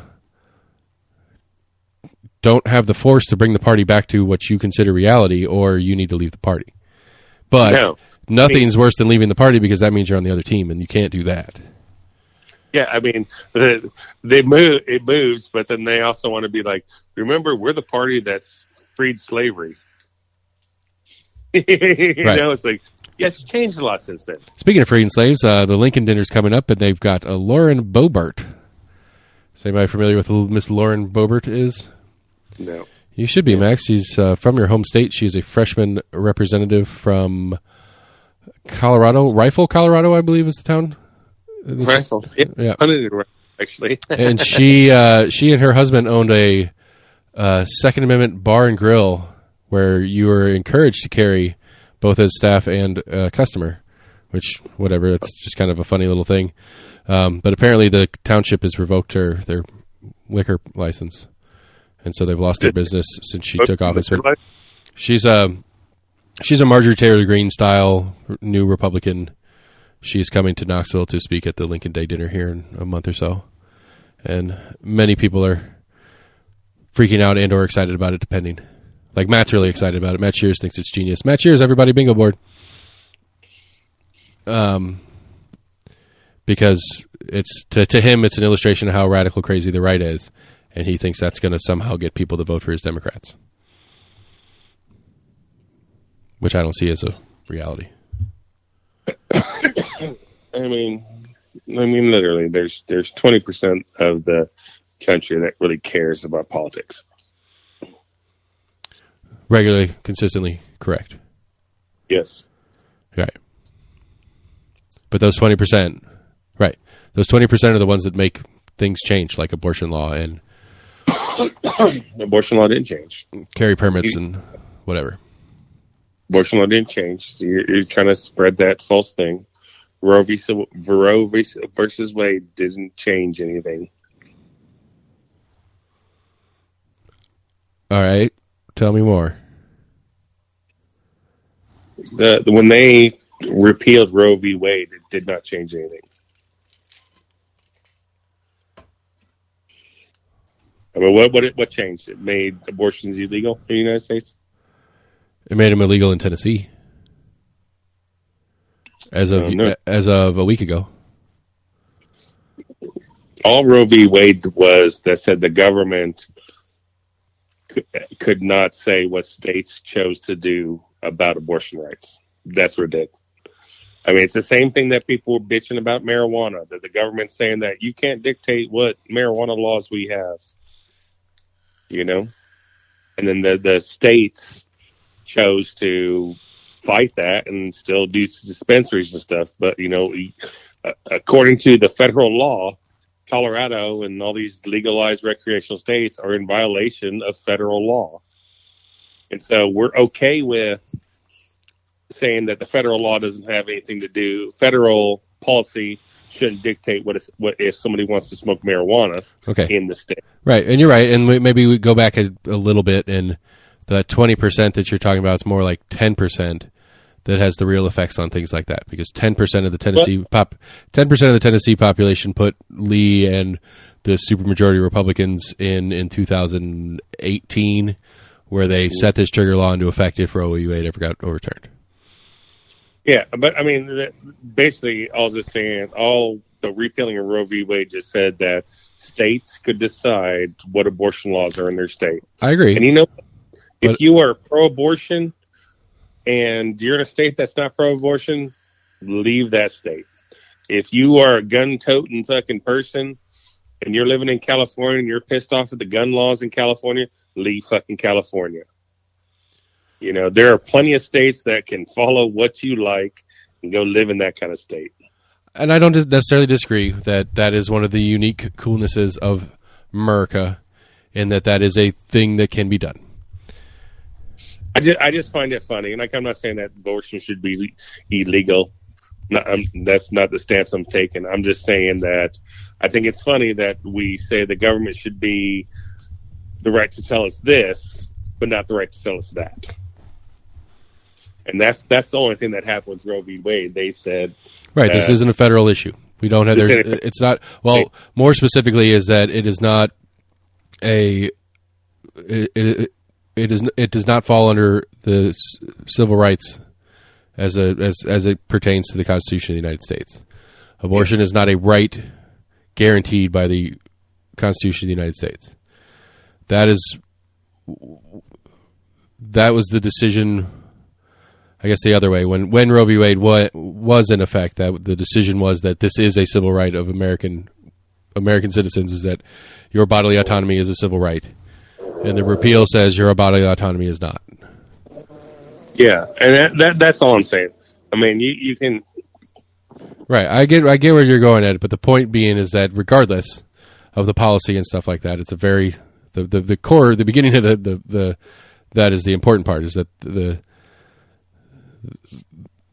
number of people that are putting real effort into the system to make the decisions on how we deal with this on a state-by-state or federal basis is a very small number of people. But a lot of people like to complain about it. Like three of the four people on the show like to complain about it and not vote. So we have a Democratic president. Well, how's the House and Senate? Senate's a coin flip, and the House is like 55% or something like that. It's not enough. It's not enough to. It's not enough to beat the filibuster. No, 55% Democrat. Yeah. So it's funny because if you were a voting type person, it's heavy Democrat. In Roe v. Wade got repealed. Well, it's because most of the Supreme Court is Republican nominees. I mean, and it is interesting but it could have very well been put on the floor and made into law instead of a court decision in the time frame that these bodies have been, and it was chosen not. They chose not to. I agree with that. Biden and the Democrats could have made it a federal issue and had it codified, as they say, and they chose not to for one reason or the other. Either they thought the Supreme Court wouldn't actually do it, even though they had like a 3-month head start with the leaked decision, and now they're scrambling to try to do a gay marriage one to keep that one from getting overturned. I'm just saying that, like, all these people voted for the Democrats, got their Democrats in. You know, they're like, we did our job. And what happened? Something got overturned from what they wanted. Right. My point is, again, it doesn't fucking matter who you vote for. So this is your argument for not voting, not for your party atheism. Party atheism. God, we got to think of a good word for that. I like it. But it really doesn't matter. It doesn't matter who you vote for. Like, the shit you want doesn't matter. Like, I wouldn't be surprised if we had a Republican president, a Republican House, and a Republican Senate, and a Republican Supreme Court, and all of a sudden there's this huge gun ban. Like, that would not surprise me one bit. Right. Like, hey, there you go, Seth. I told you so. If that were to happen, or if something of that nature were to happen, either way, that might convince me to stop voting altogether. I mean, I don't want that to happen because I like my guns, but but as at least a consequence, a bonus, a side bonus of losing your guns, you can laugh at my face. Stupid Seth, wasting time voting. Then we'll have to use air guns. I can't imagine. I don't know what would happen. I think there would be chaos. There's no way. There's no way. Like, I mean, how do you even begin to enforce that? It'd be crazy. Anyway. Well, I mean, I guess you would have to. So then people would start making these rail guns. Mm-hmm. Have you seen these? Yep.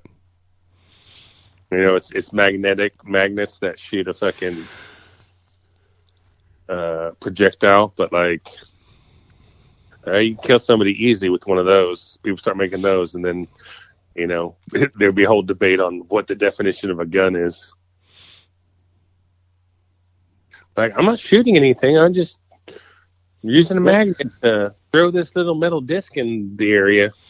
What is a plasma gun? Exactly. What is a plasma gun? What is a ray? I mean, a ray gun, I mean, it disintegrates you, but what truly is a ray? I mean, how do you define that? Yeah, how can you call that a gun? It's not a ray gun. It's a ray distributor. It distributes rays. It has a flux capacitor. Yeah, I mean, it's not a trigger. It's not a gun. It's an activation button for distribution of ray. I mean, it's basically just a slingshot. Yeah, of death. Boop, boop, boop, boo. But I don't know. I guess I'm hopelessly optimistic that at some point anybody that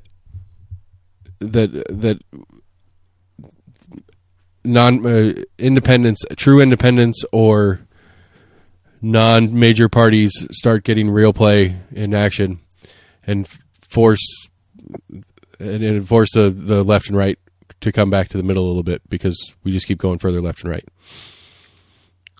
Okay, so you want to move on to some sports conspiracy theory I heard the other day? Okay. Well, I heard it today. Well, to the listeners, it's the other day because they won't hear it till tomorrow. Okay, yes. But you know when this, which team? I missed both my fucking drafts. Like, I've been doing the fantasy football kind of stuff, and Thursday I had a draft, and I was sitting there on my phone, had some people over playing D&D, and I was like, ooh, my draft starts in like 30 minutes. And I had the draft open and everything. We're waiting for it to start, and then got talking to people, and then I was like, I looked down, I was like, shit! Missed the first 4 rounds. Damn, that's a quick draft. Yeah. Well, no, it was like an hour later. And so I was like, fuck. So I had a second draft for another fantasy football league. and it was last night, and I was sitting on the couch, and I turned on the movie, and I was like, all right, draft starts in 30 minutes. And I was sitting there, and then watched the movie, and then looked down my phone and went, damn it! Missed the whole entire draft. So everyone auto-drafted for me, and I was going on there, and was like, oh, let me see what other receivers are available. And let me see if I can find it, because I don't remember the player. You might know.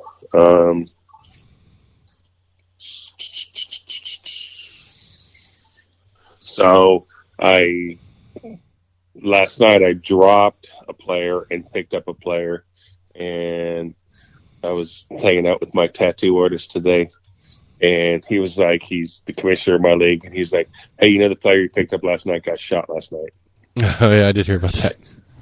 And I was like, was a commander, Washington?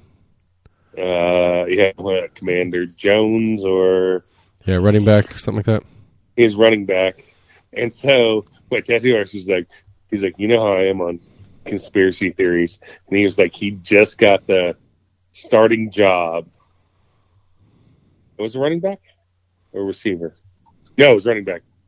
He's like, he just got the starting job over another guy.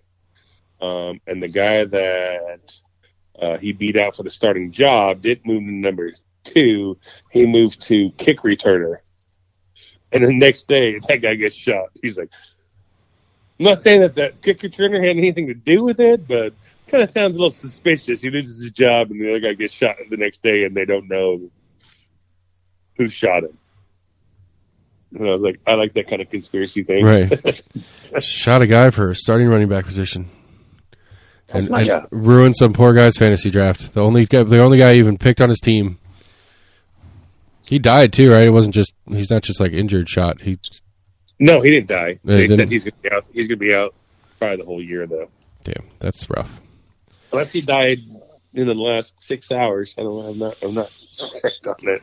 Oh, U.S. Open tennis is going on right now. Do you guys follow the Novak Djokovic? I saw some little blurb about it. Speaking of sports news, the U.S. won't let him into the country. He's not vaccinated. So, What? Novak Djokovic, arguably the best tennis player in the world. He goes back and forth between him and Rafi and Nadal. They all kind of rotate on. I'm sorry, Rafi. Who's the third one? I'm blanking out. Nadal, Djokovic. Shit. Anyway, Novak Djokovic. He got detained in the Australian Open last year, and they wouldn't let him play. They put him in a hotel room, and then they flew him back. Like if they'd kept him out because he's Russian and that whole thing, I could get that part, but they wouldn't let him play because he's not vaccinated. And so now U.S. Open, you said? Yeah. They're not, the United States is not letting him in because he's not vaccinated? I don't know if it's the U.S. Open or if it's the U.S. Tennis or I don't remember exactly how it breaks down on the who's and whys, but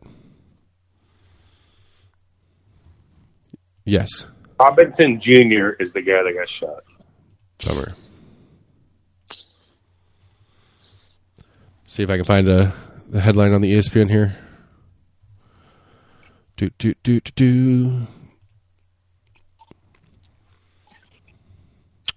I saw John Gruden apologize. He wants to come back to work. For what? What do you apologize for? For his racist shit that went on. Do you not remember that? I don't quite remember. Bunch of emails going back and forth. I can't remember exactly what it was all about, but he was shot in an attempted carjacking and robbery. He was released from the hospital today, though. Okay, well, that's good. Glad he's not dead.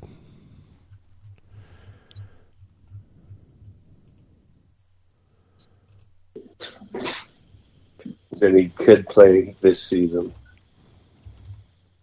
He just needs to get some stem cell stuff. Right. Yeah. Get on down there to Panama or something. Get the good shit. No, just go to QC Kinetics. I'll fix him. How's that going? Are you done? Right. Are you still in the process? How's it work? I'm almost done. I've got one more injection in like 3 months, but the last session, which was like a week ago, which was plasma and ultrasound and laser kind of stuff. But then like 3 weeks ago, I had the stem cells injected. Fucking painful as shit.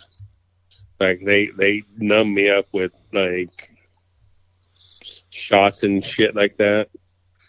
But like he had a hand drill. Like not even like some electronic drill. He had like a hand drill drilled into my hip bone to the center and then sucked out the bone marrow. And that drilling was not fun at all. Sounds pretty gangster. Yeah. Sucked out the bone marrow and then spun the stem cells out of the bone marrow and then injected that in my back. But my back has been feeling phenomenal. Like every once in a while I get a thing, but like it's funny. I was talking to AC about it and I was like, yeah, you know what hurts now? My hips, my knees. Like maybe my hips and my knees always hurt. I just didn't realize it because how bad my back hurt. Just covering it up. Now my back's good. And now I'm like, Jesus. Okay, so the headline is Novak withdraws from U.S. Open as he can't travel to the United States. He can't travel to the United States because he's unvaccinated. Sadly, I will not be able to travel to New York this time for the U.S. Open. This is his tweet. Thank you for yeah. Good luck and whatever. Yeah. Let's finish that thought. So football starts tomorrow for our listeners. Today to 2 days from now. Yeah, Thursday.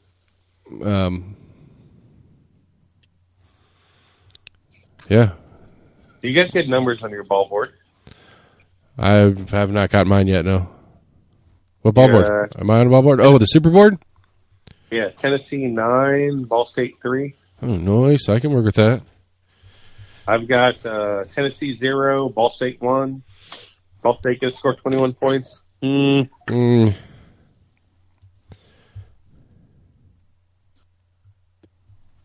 don't think so, but I've seen weirder things, so... 11, touchdown, field goal, extra point.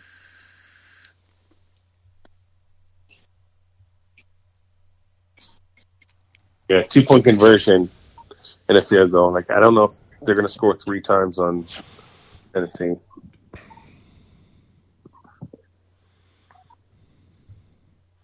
Oh,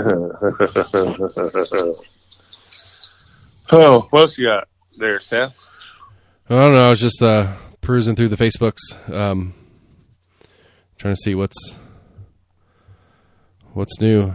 Saw a funny one. I thought it was kind of funny one today. It's a complaint of another reason why having the stadium built downtown's a detriment to the community is that during construction, I can't travel from my place straight into downtown on foot like I used to.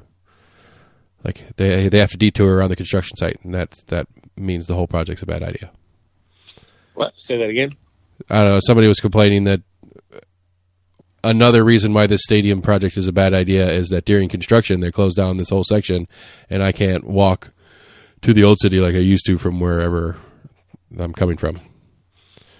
So they live in the East Knoxville, Magnolia area, and they used to walk or ride their bike down to the old city, and now they have to ride around the construction site. They're a fucking idiot because when that construction goes up and then they have a bunch of bars and restaurants around in that area, it will be closer to his house. Yeah, but they don't want that. They want the rundown warehouse district that nothing goes on in. Yeah. They're like, oh, this so much nicer area is not my cup of tea. Better sucks. I hate better. Better's the worst. Oh, did you see Kirk Herbstreit's doing pro ball? I'm not sure how I feel about that. Does he know anything about NFL? I don't know. I mean, I'm sure he knows a lot of the players because he covered them in college. But yeah, I was watching because Prime streaming or whatever's got Thursday. It's going to have the Thursday night football schedule this year. So they had one of the last preseason games on their Thursday night schedule, and I was watching a little bit of it, and like I was just, I wasn't really paying that much attention. I was playing with my phone, and I looked up, and I was like, "Oh shit, that's Kirk Herbstreit."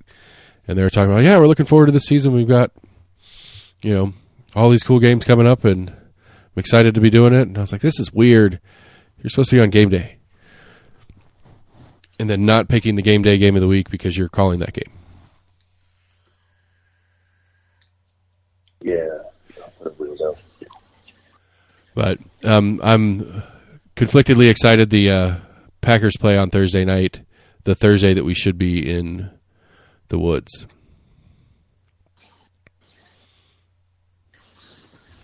So I'll have to. I should be able to watch it on my phone. I think should be doable. Yep. Possibly. So that'll be fun. A friend of mine went squirrel hunting. I haven't heard any reports on whether he got any squirrels this past weekend. Didn't get my bow yet. I'm kind of bummed about that. Why not? Because there was some company that his job had rolling around with him, and I was going to meet him while we were working, and he didn't want to bring it to work with him and have to deal with that, and his boss is riding with him. And so I was going to try to meet him this weekend, and then now I'm sick, and so I'm going to wait until next weekend or something like that. Oh, I guess so. But also the big news on Thursday is not the football game. That's when the swearing in of everybody elected in the August is. So all the elections, Mayor Jacobs will be sworn in again as mayor on Thursday afternoon. Cool. So he can go straight from being reappointed mayor or reanointed mayor to the football game. And he can say, new mayor of Knox County enjoying football. I wouldn't say new mayor. He's not the new mayor. Well, he's newly sworn in. Yeah, but he's not the new mayor. He's the current mayor. Right, but it's his new term. Yeah, but nobody would ever use that. I'm just okay. Trying to do. Make him feel good about himself. I don't know. And so I think it'd be good to be the reappointed mayor. The second-term mayor. The reconfirmed sworn in. No, I don't know. There's not a lot civically going on with the holiday week coming up. There's not a bunch of meetings or anything scheduled. Heard some more on Bexhill. It's supposed to be 2 buildings. One's a restaurant. That'll be fun. I don't know why this Bexhill project's just kind of making me laugh. Bexhill? Bexhill, it's a neighborhood out here on Ebenezer. A bunch of people got pissed off that the commercial property that's been a commercial property for 50 years is finally getting developed. Yeah. They enjoyed their free field. Yeah. The free park they've used for all these years that nobody wanted to pay for and just used on somebody else's property. Those fuckers. I gotcha. Yeah, those guys. One of them, one of the units is supposed to be used property that is not mine anymore. Yeah, I feel sorry for the people that live right there. At the end, they're going to have to be next to the restaurant. Maybe it might be cool. I remember, God, what was his name? Sam, a couple years younger than us. He was on Drumline. He lived right there on that last house in Bexhill. I was trying to think. I thought we went to somebody's house that was like really close to that. I mean, David G. Blanton II lived in there. Right. David G. Winton II, is he a lawyer now? David G. Blanton II. Yes, is he a lawyer? No. Last I ran into him not that long ago. Last I heard, he was he worked for Valley Proteins. He was a grease trap truck driver. Go out and suck grease traps up. Well, he missed his calling because that's a name that would be like a lawyer. Yeah, if you met him, you wouldn't think that. He's a great dude. Love the guy to death, but... yeah, whatever. You're going to get fucking trashed at your high school reunion. So he was... I remember he broke his leg in a soccer game, kicking a guy. Like in a high school soccer game. Like got mad, kicked a guy, and broke his... Got mad, kicked a guy. Like kicked a guy to hurt the guy and broke his own leg. I saw a comedian talking about soccer. He's like, Americans are like, it's not high scoring. That's why we don't like the game. And he's like, really? Because like 21-14 is really 3-2. You just right. Yeah. Well, I always do. I've done a similar version of that where I always say it's like, well, but we love baseball, and you can have a really great baseball game that's 1-0. Yeah. I mean, the only big difference is you don't have a 0-0 baseball game unless it gets rained out and finished tomorrow. You know, the draw I think is the big. Well, but that's only in baseball. You have draws in football. Yeah, but people hate it. Yeah, it's stupid. People hate the ties in football, but there'd be no draws. Like fucking college rules rule. Have you started the new Game of Thrones? Yeah. What do you think? Not happy. It's kind of boring so far.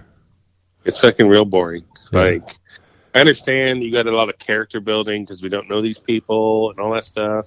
But Game of Thrones, nobody knew any of these people or even the world or anything, and it was exciting to get go. Yeah, it's a little bit slow on the pickup. Although that emergency C-section was rough. That was hard to watch. Yeah, I mean, you did have some people die in the first episode. Right. Second episode was nothing. Nothing happened. Like there was a lot of build up. Like I was like, oh my god! Like when squared up. Yep. People watching it when the dragon came out of the smoke, and I was like, oh, here we go. Yep, it's gonna be some dead bodies. Nope. No. Although that crab thing was pretty gross too. That was pretty nasty. Yeah, the crab thing. Like they could have done stuff more with that, and like made us feel like, you know, there's some death and dismemberment, but it was just like very bits and pieces. Like, anyways, third episode comes around and there's not a bunch of fucking boring shit. I'm just gonna be like, I don't care. I'll watch it when all the episodes come out, and I can just watch it, like binge watch it. Yeah, that's kind of what I feel about it too. But this week, Netflix.